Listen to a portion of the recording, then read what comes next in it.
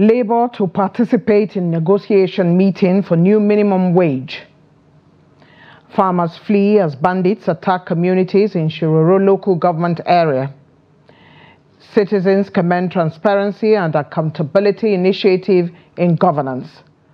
And on the foreign scene, Iran's leader names Mohammad Mokber as acting president ahead of election. Hello and welcome to Trust News Hour tonight. I am Eugenia Abu. The organized labor has agreed to attend the negotiation meeting of tripartite committee on the minimum wage slated for Tuesday. The vice president of the Trade Union Congress, TUC, Etimokon, gave the confirmation in an interview on Monday in Abuja. The Nigeria Labour Congress, NLC, and the TUC had walked out on the negotiation meeting as the federal government proposed 48,000 naira as new minimum wage for workers in the country. Labour also accused the government of failing to provide any substantiated data to support their offer, adding that lack of transparency and good faith on the part of government undermines the credibility of the negotiation process. The Director General of Nigeria Employers Consultative Association, NECA, Adewale Smart Oyerinde, said he hoped that the Tuesday meeting on the tripartite committee would be successful. In the meantime, the organized labor on Monday ordered state chapters to issue a 2-week ultimatum to states that have failed to implement the old 30,000 naira minimum wage. The NLC and TUC took this decision during a joint National Executive Council meeting on Monday.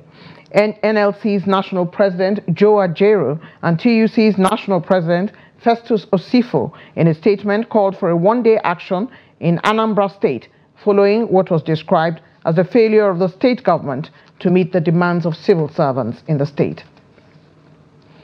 Ahead of the formal opening of the Students' Loan Portal this Friday, the Nigerian Education Loan Fund has said it will commence with students in federal tertiary institutions.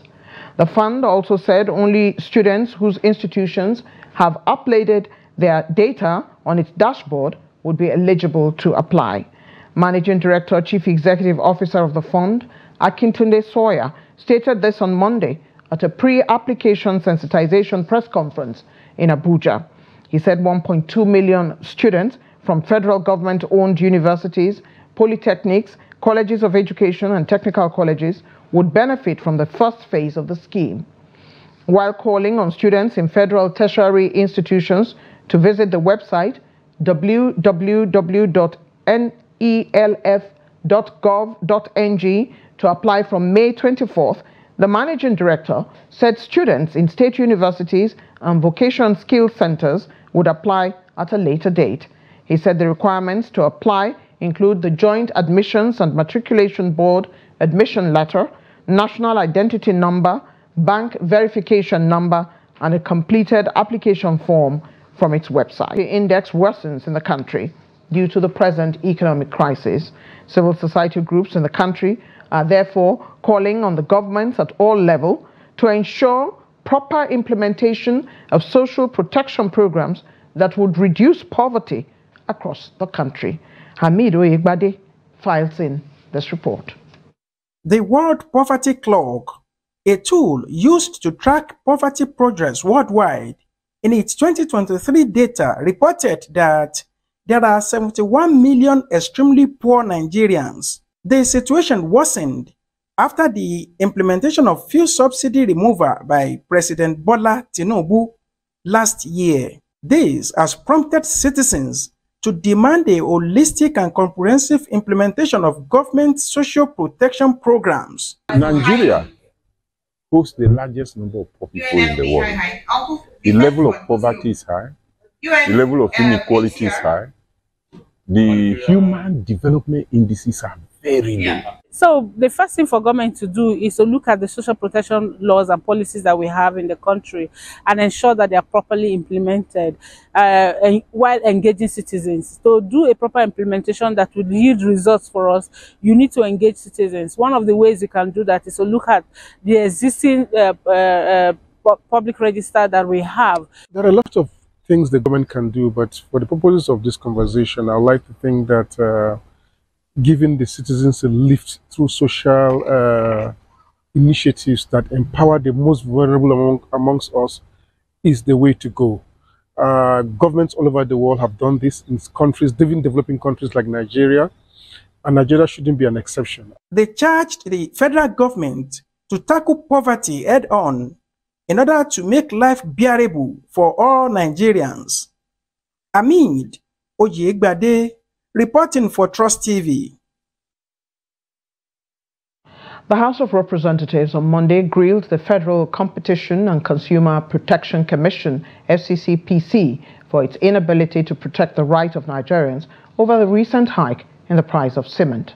The Joint Committee on Solid Minerals, Industry, Commerce and Special Duties expressed their displeasure when the agency appeared before it during a public hearing of the committees to investigate the arbitrary increase in the price of cement by manufacturers of cement in Nigeria.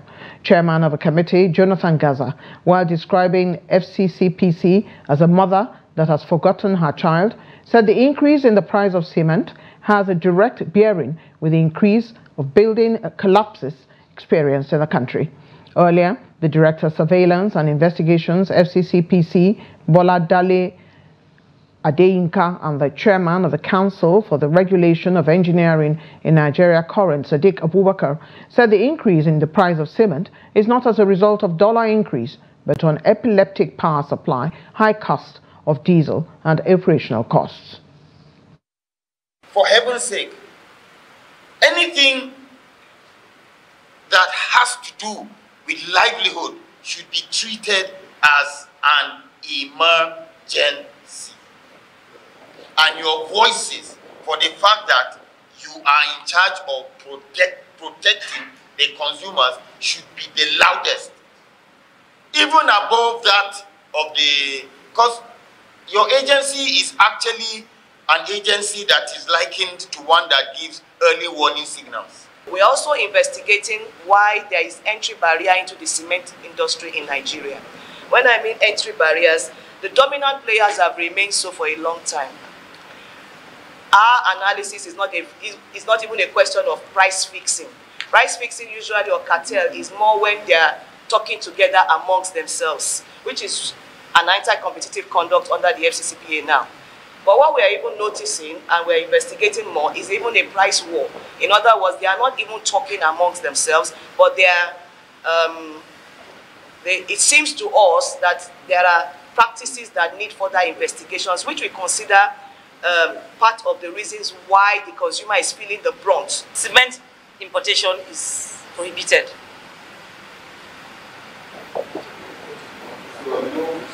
So it's raw materials that the manufacturers import and produce in Nigeria.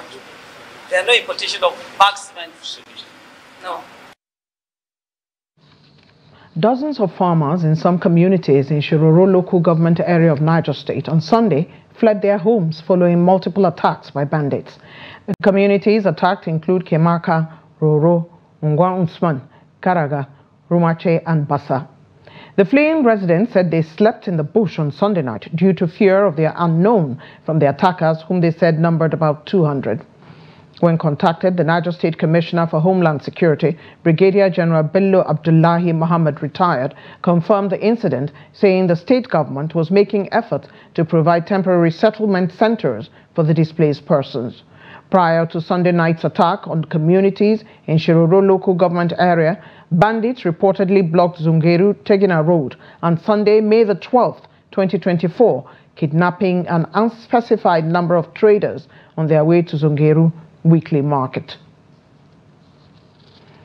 Justice Inyang Ekwo of the Federal High Court in Abuja has dismissed the request by alleged terrorist negotiator Muhammad Tukur Mamu seeking his transfer from the custody of the Department of State Service, DSS, to the Kuje Correctional Center. Delivering the ruling on Monday, Justice Ekwo held that the federal government had raised the issue of incessant jailbreaks in prisons as a major ground to oppose the request for transfer to Kuje. The judge subsequently ordered Mamu to remain in DSS custody throughout his trial for the criminal charges against him. Justice Ekwo, however, affirmed his earlier order that he should be allowed to access his physician for medical treatment with the supervision of the DSS.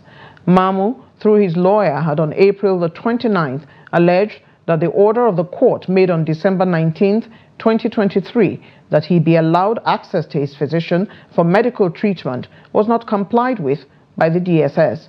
Mamu was arrested at the Aminu Kano International Airport upon his arrival from Egypt on September the 6th, 2022, over his alleged relationship with the terrorists who attacked the Abuja-Kaduna train on March the 28th, 2022. In the meantime, Justice Binta Nyako of the Federal High Court in Abuja has dismissed the request by the detained leader of the Biafran Nation agitators, Nnamdi Kanu, for the restoration of his revoked bail and the removal from the custody of the Department of State Services, DSS, to a house arrest or prison custody. The judge said the same request had been brought before her by Kanu, dismissing it for want of merit. In a ruling on Kanu's request, Justice Nyako said Kanu had jumped the bail earlier granted him and escaped out of the country. The judge also held that the sureties who stood for him in the earlier bail had applied to be discharged and had been discharged on the ground that they could not locate Kanu and did not know his whereabouts. Justice Nyako said the only option left for Kanu was to go to the Court of Appeal to exercise his right of appeal. The judge disagreed with Kanu's lead counsel that the Supreme Court held that the earlier bail granted him ought not to have been revoked, adding that she had perused the Supreme Court judgment copy and did not see the claim of the lawyer. The Protection Act says I cannot be tried in Nigeria. That's the law of Nigeria. Yes. I can never be tried in any court of law in Nigeria. That's what the law says. Anybody standing in trial or coming to try me is a terrorist. That's what their law says. Not me. As simple as that. Section 2, subsection 3F of Terrorism Prevention and Prohibition Act. That's what it says. Any court considered to try me is committed an act of terrorism. Yes. It's very clear. You cannot violate a treaty that Nigeria entered into and then come to try that very person. Is not done anywhere in the world. So you must be aware of that. So that is why there is all these ridiculous delays. That is what Supreme Court said. I did not jump bail. My home was invaded. They came to kill me and I survived. They came to Kenya to kidnap me, brought me back to this country and seeking to try me, which the law says cannot happen. You cannot violate a treaty that Nigeria entered into and then hope to stand on that illegality to conduct a trial. Is not done anywhere in the world. Cybersecurity experts and some residents of the Federal Capital Territory have been reacting to the Central Bank of Nigeria CBN's retraction of its directive asking banks and payment service providers to collect and remit the cybersecurity levy as outlined in the Cybercrime Prevention and Prohibition Amendment Act of 2024. The Apex Bank announced this in a revised circular dated May 17, 2024, following public outcry against the policy which many said was ill-timed following the current economic crisis in the country. Newell Sampson has that report. Since the announcement of the directive asking banks and payment service providers to collect and remit the cybersecurity levy as outlined in the Cybercrime Prevention and Prohibition Amendment Act of 2024, criticisms trailed the directive, which was condemned by labor and society groups across the country. This led to the retraction of the directive. A security expert, Abubakar Ogrima, who says a reversal of the policy has implications on financing cybersecurity, also speaks on what options are available for the government to provide cybersecurity solutions to against attacks. First, if we look at it from a broader perspective, we do not want to put out a message or a wrong message to embolden the cyber threat actors. So for the financial aspect, the act was put for a good purpose. It provides funding to cater for cybersecurity, national cybersecurity efforts. So the retraction of the levy, it should be followed with a proper level or proper high level of information disseminated to the public, because we do not want, like I mentioned before, threat actors seeing this as an avenue to even increase their efforts. The government can key into initiatives that would improve cybersecurity awareness. The information spread out as to the amount of money, the levy that's to be paid, actually brought about a lot of awareness, because most people are now asking the right questions. What is cybersecurity? Why are we even paying for it? So the government should back this up with a well-structured effort to disseminate more information about cybersecurity. Abdurrahman Abu Hamisu, a policy analyst, also gave his insight on the impact of policy reversals in the country. If there is anything that has killed Nigeria and will continue to kill Nigeria, is not lack of policies, and it is not lack of people that will implement those policies, but private interests that has always dealt our policy implementation process a fatal blow. Because no matter how good your policies are, at a point you're going to combine the policy statement with human beings and resources to be able to achieve a result. And by the time you bring human beings and resources together in Nigeria to achieve a result, be rest assured that the result will not be achieved. Meanwhile, FCT residents have also been reacting to the CBN's circular suspending the implementation of the cybersecurity levy. The levy should be out, because looking at the country situation right now, things are not well moved and people are suffering. There is starvation everywhere. The economy situation is bad. So imagine a situation where a tax of cyber security or something is being imposed on the banks. And banks will definitely, because they don't have that fund on their own, rather the fund is from we, the masses, who bank with them. Definitely they will impose that tax also on us. Even the board that come out with that idea, I don't know what they are thinking, because we are facing a lot of challenges in this country. You understand me now? Instead of for government to give to the masses, it's now turned around that masses is giving to the government.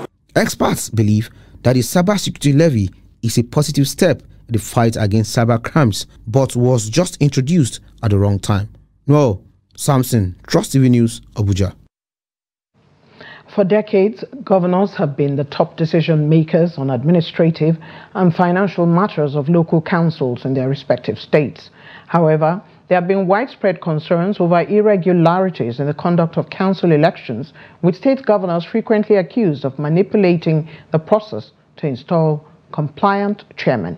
Trust TV's Ibrahim Ismail speaks to Nigerians and a public affairs analyst on the proposed amendment of the Electoral Act, which seeks to empower the independent National Electoral Commission, INEC, to conduct local government elections. Here's that report. State independent electoral commissions controlled by state governors conduct polls for chairmanship and councillorship positions in the 774 local government areas across the country. However, many question the credibility of these elections, accusing governors of imposing their proxies to access council treasuries. To address these irregularities, the Nigerian Senate is moving to amend the Electoral Act, empowering the Independent National Electoral Commission, INEC, to take over local government elections. We sample public opinion on this matter. Though I'm saying in this country there are a lot of hanky-panky and all this thing, but it will still be better, purposely because from the states, from the federal, they can still have a kind of free flow of the election than for the state to be doing it. Because if the state is doing it, anyone the ruling governor decide in order to be there, that's who will be there. Because they are, what's their job? If they are only limited to state and federal government, they should extend that same hand to local government areas. So I think the ruling from the National Assembly should go ahead.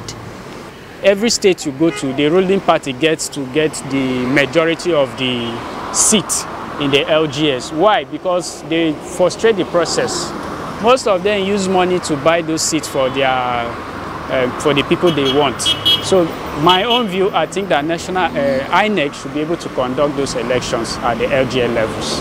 While some respondents advocated for INEC to take over local government elections, others called for a change in attitude among stakeholders to ensure the right actions are taken. Secondly, we should deviate our mindset from using our security agencies rights in handling elections.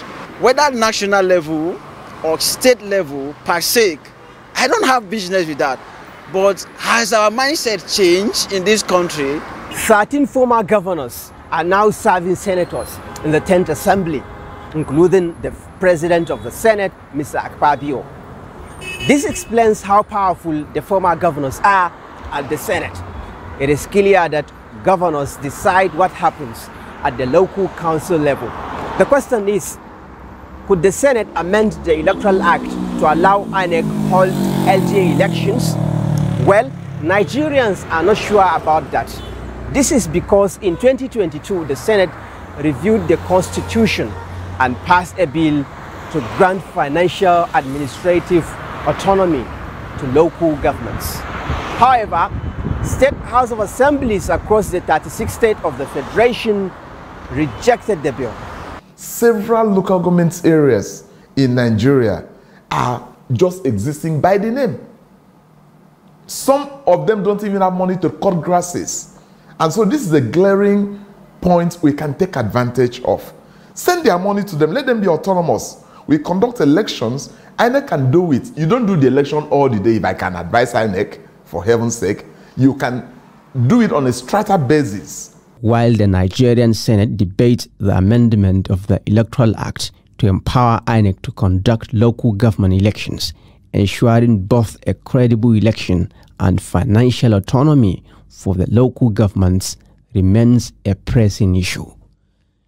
Ibrahim Ismail, Trust TV News, Abuja. Former President Goodluck Jonathan has called for a truce in Rivers State between Governor Simi Fubara and his predecessor, Nyesom Wike, and asked both men to work together. Jonathan made the call on Monday during the flag-off of the Trans-Calabari Road in Obiakwa local government area, describing the political tension in Rivers State as worrisome. Jonathan noted that outgoing and incoming governors must know that they work for the collective interest of the citizens of the state, adding that it is critical for them to sheathe their swords. Weeks after the launch of the Citizens Delivery Tracker app by the Tinubu-led administration to ensure citizens become an integral part of the monitoring and performance management process of government, reactions have continued to trail the initiative. Is set up to hold ministers accountable on key deliverables of their portfolios. Nigerians have been speaking on the level of awareness on the part of the citizens, the political will by government to ensure its effectiveness, as well as ministers' efficiency in the implementation of programs, policies, and projects. Here's that report. Transparency as a fundamental element of good governance is oftentimes required to increase public trust in government activities, policies and decision-making processes. This is the central role of the Citizens Delivery Tracker app, which is believed, if utilized effectively, will help tackle the number of challenges faced by the country. But there are fears that these applications' existence is not known by the vast majority of Nigerian citizens, thereby defeating the aim of its creation. Application, the Citizens Tracker, will not be effectively utilized if most of the citizens are not even aware of the application, right? So the report says that 64% of the poll they conducted of the citizens are not even aware of the application. And this is a fact. Most of Nigerian citizens are not even aware of, the application and how it functions. And this is a question that must be considered. While users of the app say the initiative is a welcome development, they, however, insist there is need for more awareness on its existence as well as the potential positive impact it will have on good government. It's all about awareness, because just like the way I'm telling you, I'm not aware. If people, they made it public so that people can know. I'm not aware of that. I'm just hearing it, as I said. I think by creating awareness, maybe on media, social media. But actually, I'm aware of that app. And I think the present government is doing wonderful well. There are also calls for accountability in the process of using the app, as well as political will to ensure that impact is made. And it's important to also point out that, you know, intentionality matters a lot. It is one thing for you to provide an application for the citizens to track, and it is another thing to abide by the principles of accountability and transparency. An application will not truly tell us whether the projects that are being executed are actually being executed. We can only see what we know is on the application. So it's important that, you know, it's not a mere proclamation of providing a platform or an application. It must start deep from our hearts. You know, as leaders and as the government, we must always abide by the principles of accountability and transparency. With this initiative in place, the federal government hopes to adopt international best practices and utilize globally recognized performance indicators and benchmarks to assess the performance of MDAs in the implementation of government programs, projects and policies. Aisha Salihu, Trust TV News, Abuja. APC stakeholders in the Northwest convened in Kaduna to discuss issues affecting the party and chart a way forward. The dignitaries at the stakeholders meeting commended President Bola Ahmed Tinubu for his efforts and emphasized the need to address the security and economic challenges bedeviling the Northwest zone. Trust TV's Bello Musa has more on that story. APC stakeholders in the Northwest convened in Kaduna to discuss issues affecting the party and chart a way forward. The dignitaries at the stakeholders meeting commended President Bola Ahmed Tinubu for his effort and emphasized the need to address the security and economic challenges bedeviling the Northwest zone. The stakeholders meeting came at a time when the party is facing an internal crisis in the region. House Governor Senator Obasani highlighted the importance of strengthening the party by addressing issues that could create disunity. If we are all committed to the goals and objectives of our party, we will be prepared to subjugate our personal interests to the interests of the collective.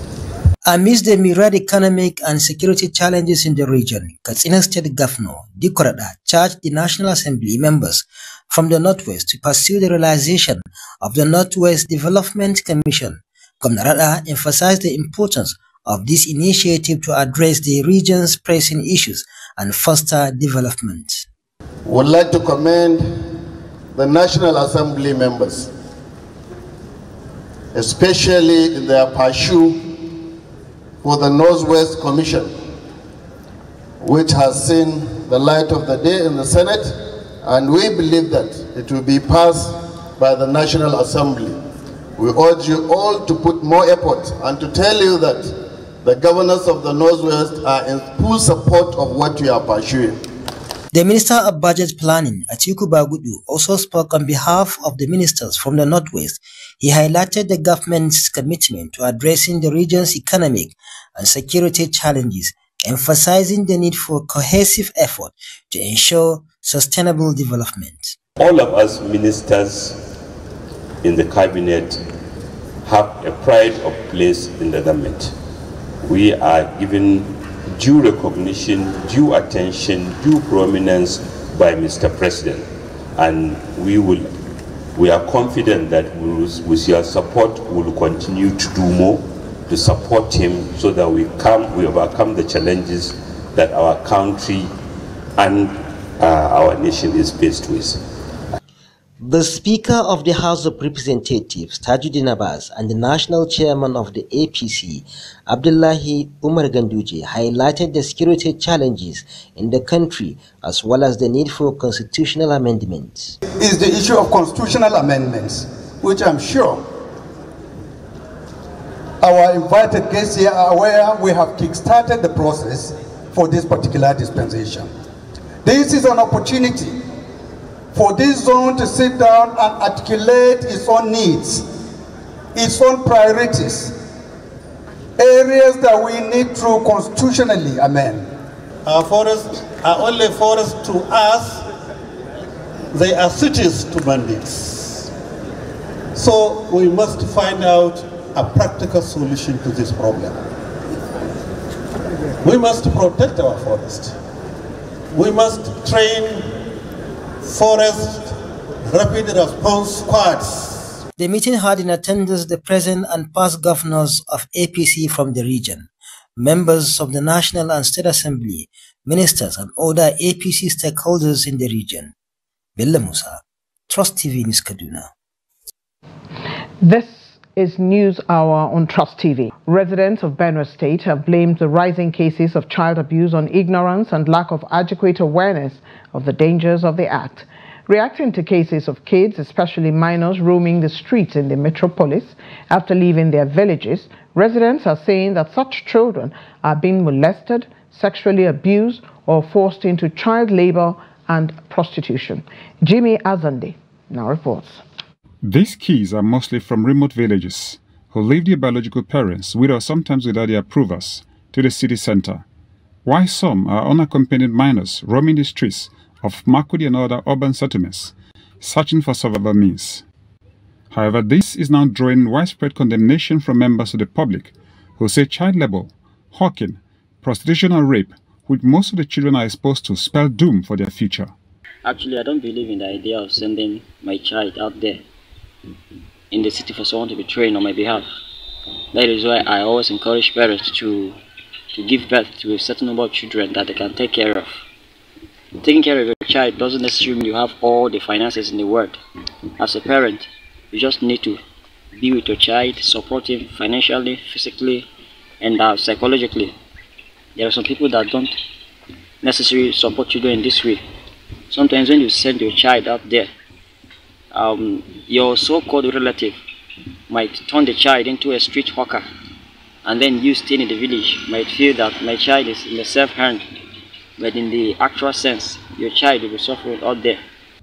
They are lured to the city because of poverty and the ignorance of their parents, who many times are deceived into thinking that they will have a better life through education for the kids. The reason why most people send their children to the big brothers in town, as some may call it, is one, because of financial imbalances, that they cannot take care of those children on their own, and so they always feel it is a kind of help from those people. In most cases, these people came in a deceptive form. They present the situation in a way that one would be interested. Stakeholders are urging parents to reconsider the plight of the kids who have been left unchecked for too long. Those children to have the right to be in school, and those children who are hawking out there are exposed to so many dangers, especially I would say even sexual harassment, because these days you find children being abused sexually. The absence of basic infrastructure in the villages, experts say, is a major reason for rural to urban migration in the state. They urge governments at all levels to provide basic amenities at local levels in order to save children from abuses. Jimmy Azandi, Trust TV News, Makodi. The Jigawa state government says it is putting modalities in place in the state's education sector in order to dismantle barriers and create expansive opportunities for the development of women. Governor Umar Namadi disclosed this during the inauguration of various projects at senior girls' secondary schools in Jigawa. Here's that report.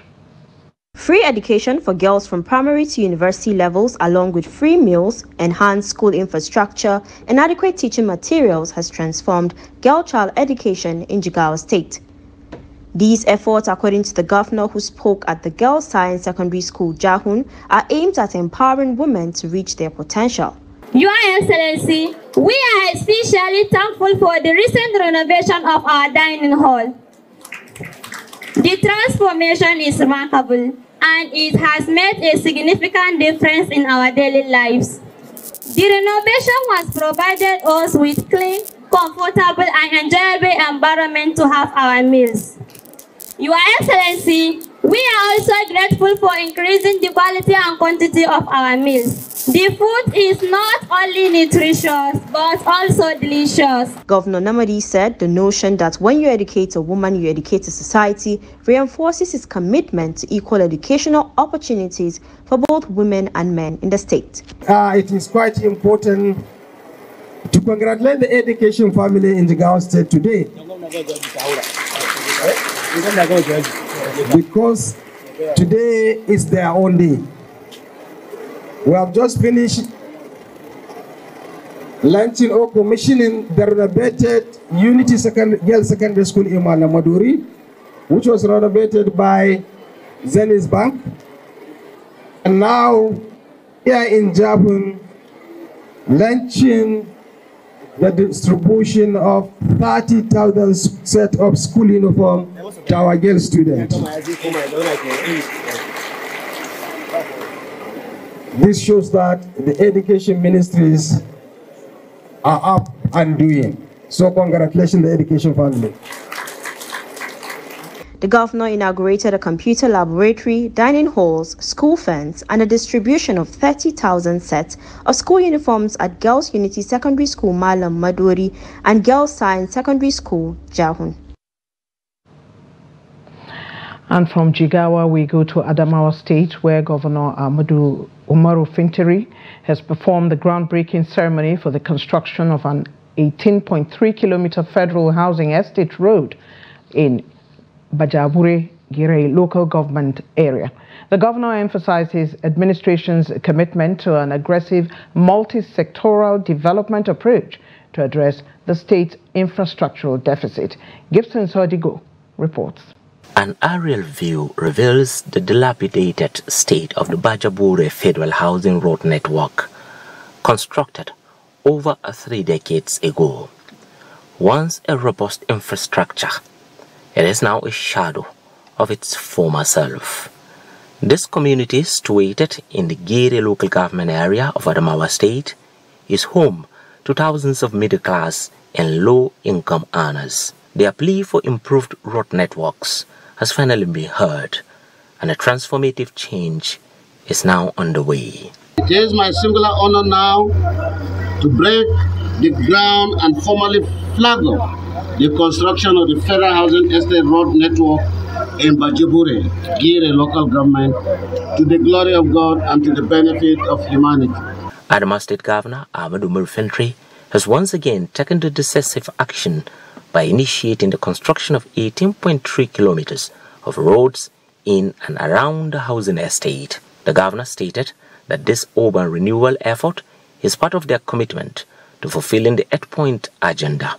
He emphasized that the provision of infrastructure has consistently been a priority throughout both its first and second terms due to its immense value to the people and its critical role in the growth and development of the state. Today's groundbreaking ceremony is our own ingenious way of providing the right solution to the problem of the inhabitants of the Federal Housing Estate in Bajabure.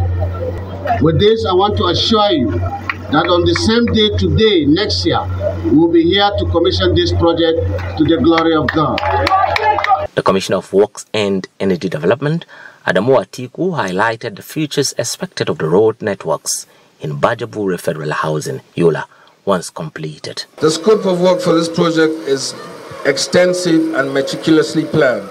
The main roads, which of course is the artery main road, will stretch up to 3.5 kilometers with a 10.3 meters wide carriageway. This design will facilitate smooth and efficient transportation within the state, significantly enhancing connectivity and accessibility. Vincent Adendu spoke on behalf of the community, expressing appreciation to the Adamawa State government for its efforts to transform Bajabure Federal Housing after decades of hardship due to poor road networks. We have had about 5 governments since then, but none remembered us except your Excellency. This is a confirmation of the fact that you are the people's governor. The road network construction has a time frame of 12 months. Gibson Soadugo, Trust TV News, Yola. Iran's supreme leader, Ali Khamenei, on Monday appointed the country's first vice president, Mohammad Mukbar, as interim president following the death of President Ibrahim Raisi in a helicopter crash. Raisi was on Sunday killed in the crash, along with the country's foreign minister, Amir Abdullahian, and some other senior Iranian officials in the northwestern province of East Azerbaijan. Khamenei made the appointment known in a condolence message on the death of Raisi and the others.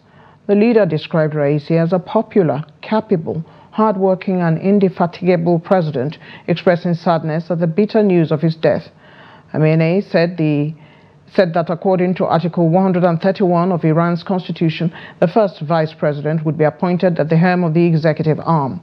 He said that the first vice president was duty-bound to, in cooperation with the parliament, speaker, and the judiciary chief, make arrangements for the election of a new president within 50 days.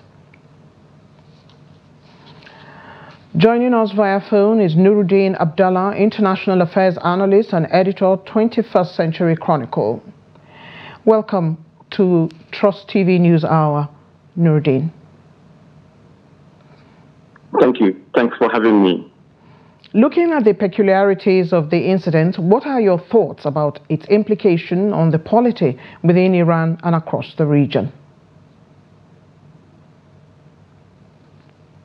Okay, I think the date of President Ibrahim Raisi, yesterday in a plane crash, will change not much, particularly in the Iranian political system. Yes, he is the president that runs the affairs, they running up the affairs of the country. But they have a very strong governing clerical link, with some functioning check and balances.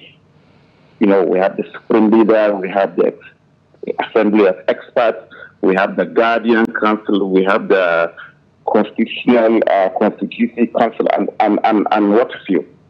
So, if you look at the political system, the late Raisi, the hardliner, at the chief now, almost all the branches, the political branches in the Iranian political system are headed or are controlled by the hardliner since Raisi's election in 2 years ago.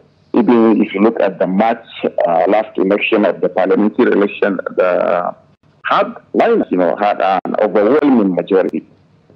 So many analysts are saying that Raisi's successor, who will be elected in June 28th, will likely be a hardliner, you understand. If you look at the Iranian, the political system recently, when Qasem Soleimani was assassinated by U.S., we have another success. He was succeeded by another strong pillar, Brigadier General Kahani, you understand. So it's the same thing. Even if you look at it today, they appointed a caretaker foreign minister. Another, what the local media call it, a revolutionary diplomat, just like his predecessor, Hussein Amir Abdullahian, who died with the president yesterday. So there will be no much change as many people, particularly outside Iran, are. Okay, let me take you up very quickly on what you might have already heard, that Israel was initially fingered in connection with the crash, even though Iran has not officially confirmed foul play. What does this development mean for the already existing tensions in the region? So, if the Iranian armed forces and intelligence forces, will certainly come out with a comprehensive report, whether there is a sabotage, whether the internal enemies or outside enemies are involved in the crash, which is a purely assassination, you understand. And you know what that means.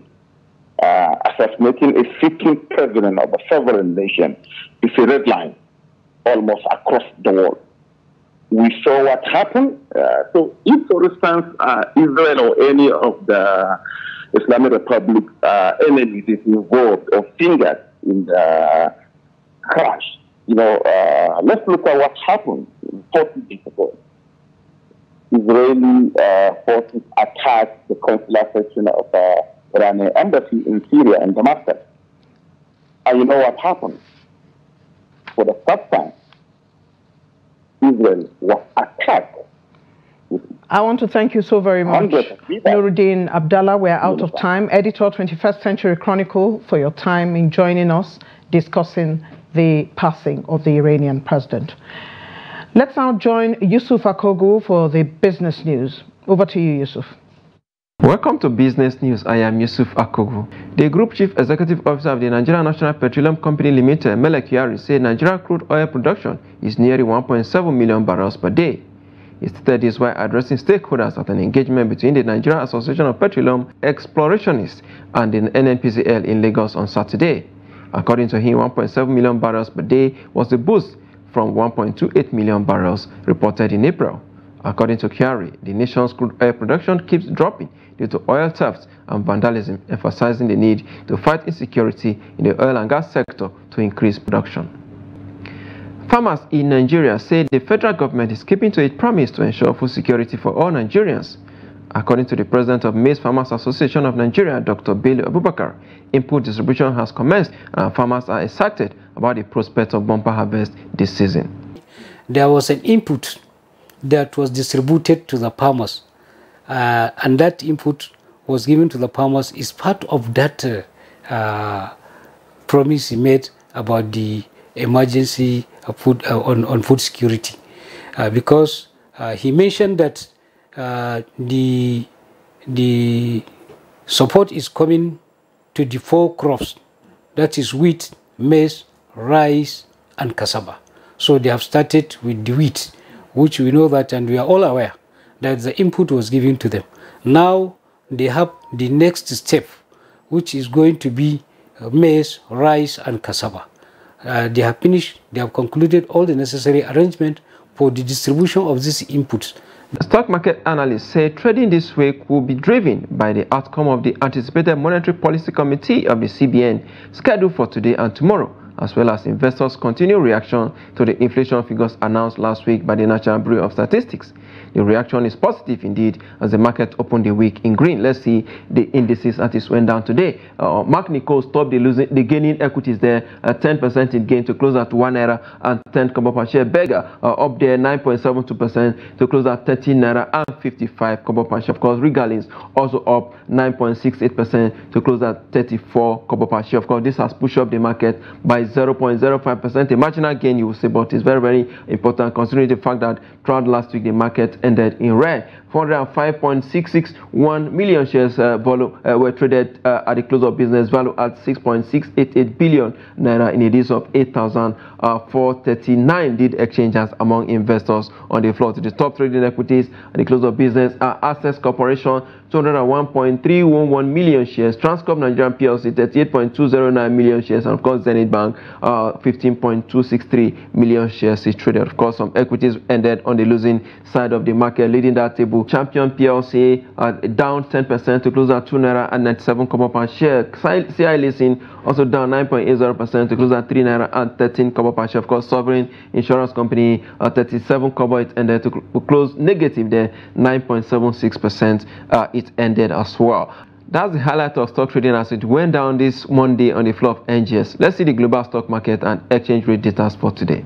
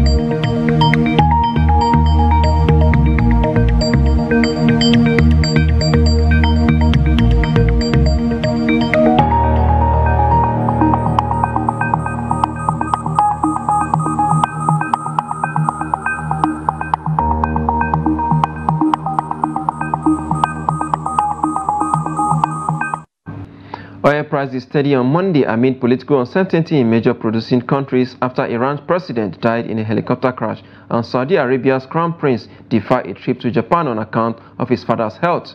At the London market, European Brent sells for $83 per barrel. For the oil basket, price steadies at $83 per barrel. And that's business. Thank you, Yusuf, for that update in business. It's time now to join Emmanuel Fashemi for the latest in sports.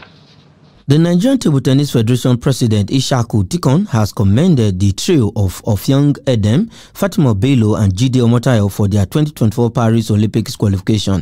Ishaku Tikon, who doubled as the second vice president of the Nigerian Olympics Committee, NOC, said the three players are among the best table tennis players in the country and the African continent, adding that picking the Paris Olympic ticket did not come to him as a surprise. He attributed their success in Kigali, Rwanda, venue of the qualification series, to hard work, determination, perseverance, and resilience. It will be recalled that Young Edem, Fatima Bello, and Jide Omotayo qualified for Paris 2024 Olympic Games over the weekend at the African Table Tennis Qualifiers staged at the BK Arena, Kigali, Rwanda. The 2024 Paris Olympic Games will run from 26th July to 11th August 2024 in Paris, France.